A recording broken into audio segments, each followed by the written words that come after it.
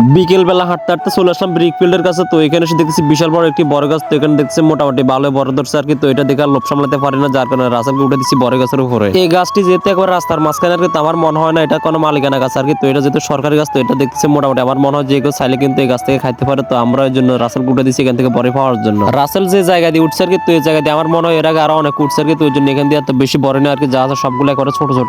তো ওই জন্য এখান থেকে নেমে এই জায়গা দিয়ে উঠছে আর কি। তো দেখতেছি এই জায়গায় আছে মোটামুটি ফাঁকনা ফাঁকনা অনেকগুলো বড়। এখান দিয়ে যেহেতু সবসময় ব্রিক ফিল্ডের গাড়িগুলো চলাফেরা করে আর কি। তো দেখতেছেন যার কারণে রাস্তা অনেক দূর। তো দূরের কারণে দেখছেন গাছের চেহারা কিন্তু একবারে পরিবর্তন হয়ে গেছে। তো এটা যে বড় গাছ আপনি কিন্তু দূর থেকে কিছুতে বুঝতে পারবেন না। এই বড় গাছটি যেহেতু রাস্তার সাথে আর কি, তো মোটামুটি পথচারী সকলের কিন্তু হক রয়েছে গাছটির উপর আর কি। তো আমরা এর জন্য এত বেশি বড় নিয়ে না আর কি, তা অল্প একটা বড় নিয়ে রাসেলকে গাছ থেকে নামাই দিছি। তো এই বড়গুলো আমরা খেয়ে দেখলাম যে মোটামুটি এগুলো খেতে কিন্তু ভালো লাগে আর কি। তো যখন এগুলো আরো বেশি করে ফাঁকবে আর কি, তো খেতে কিন্তু আরো বেশি ভালো লাগবে।